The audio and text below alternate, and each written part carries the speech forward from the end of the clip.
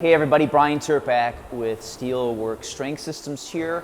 So hey, rotation is a major movement pattern that drives everything from as simple as walking to as throwing, and even more complex movement patterns like change of directions that you would see in some sports like football, soccer, basketball, etc. You get it, you're changing direction, you need to be able to rotate. However, in our more normal lives where we're sitting at desks or we're not being so active, we might get a little bit locked up in our shoulders, our hips, our ankles. We're lacking in that rotation. And sometimes that can be the major driver of pain and dysfunction, this inability to rotate.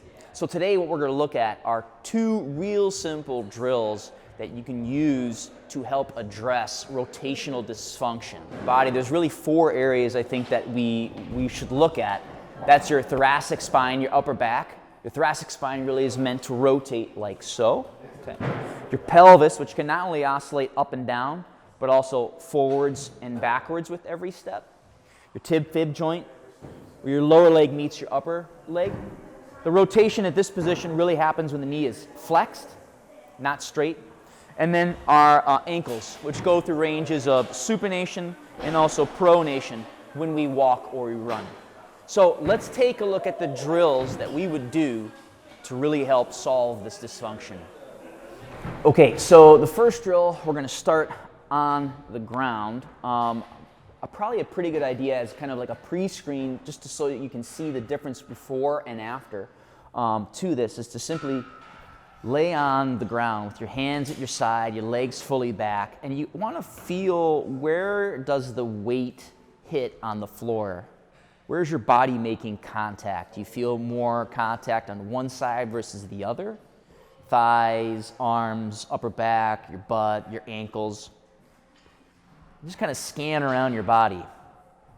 And then try and look at, well, where is there space as I'm laying down here? Is there more space between my lower leg, underneath my knee, at my lower back, and just kind of feel one side the other. And it's totally normal if one side feels a little heavier than the other at this point, okay? Now, in terms of how to actually start the drills, what we're trying to do is we're trying to teach the shoulders and the upper back how to rotate, and the hips how to rotate, as well as the head, okay? All three of these things have to work together. So, start on your side, like so, hands out, and all we're going to start with is we're going to start with just some easy oscillations with the shoulder. You don't need to be reaching super hard. It's not about trying to force the movement, but you want to feel the shoulder protract and retract just over the hand. Do that until you get a sense of the movement, feel comfortable with it. Okay, and then stop for a second, and then go to your hip. Now you're going to push your hip forward and retract it back. And again, you don't have to force the movement. Just take it to a place where it feels like that's pretty good. Back and forth. Okay, and then stop. And then, obviously, if you're on a foam roller, you might need to move your face back forward a little bit more. And now we're going to add both the hand, the hip, and the head in one synchronous rotation. And notice that when you rotate your head, how much more rotation you can get in your back, or how much more rotation you can get in your hip. Just cycle back and forth through this a couple times. Okay, and then stop and pause. And then now the next piece, we're going to do a reverse kind of action between the hips and the shoulder. So if my shoulder is coming back, my hip is going to push forward. If my shoulder is going to push forward, my hip's going to push back. And again, we're not struggling, we're not reaching, we're not forcing the movement. We're just trying to find a good range of movement where it feels like the shoulder and the hip are moving, and you have that awareness of how those two parts of your body are moving. And then you can stop, and then add back that full rotation again as a final piece. A couple times there. Okay? And then when you're done, really important, Lay back on your back and do another scan. Does one side feel heavier than the other? If you do it right, and if you have done it to the point where your body feels like it's moving better, you should feel on your left side might be heavier than your right. Kind of just sit there and scan. By activating those muscles, by activating that side, your muscles have relaxed a little bit more and have become heavier and more open. Okay? So,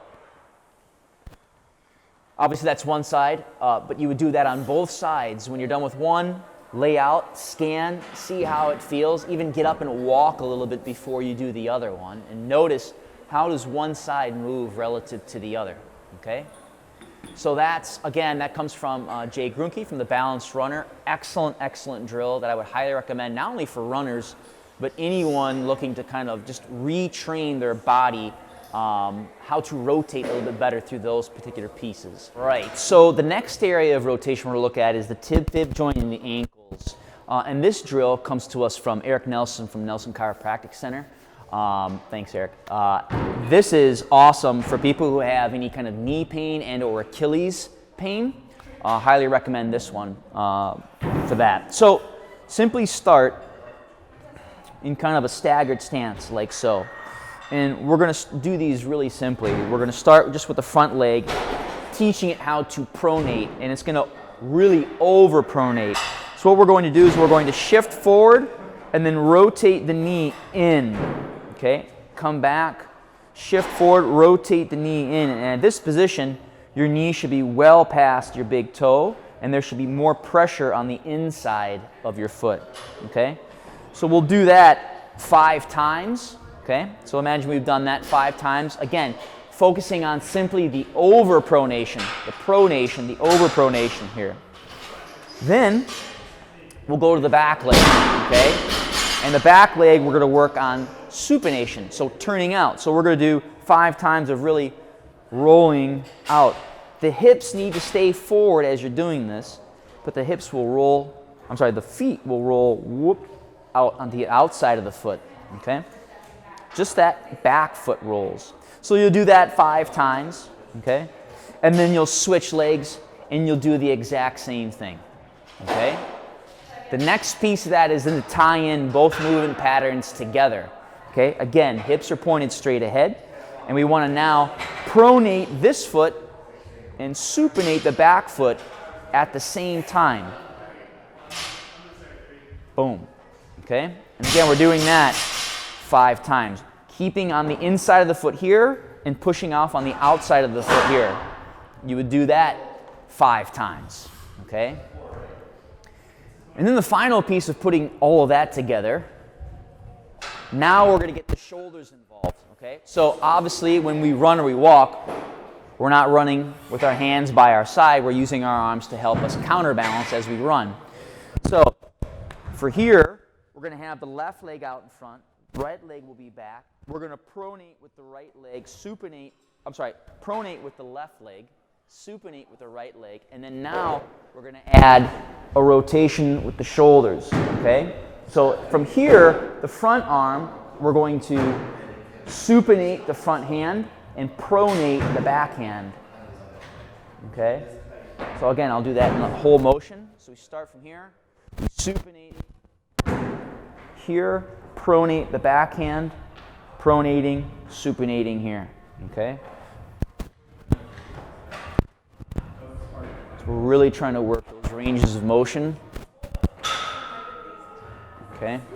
And then you would repeat and do the same exact thing on the opposite side. Cool, so I hope these 2 drills have helped you understand your areas of rotation and how to kind of fix that dysfunctional rotation. Again, great tools for people who are need to be able to run effectively, and just an overall health in general. If you have questions about solving any kind of pain or movement dysfunction or improving your athletic performance, please contact me at brian@steelworkstrength.com. Thanks.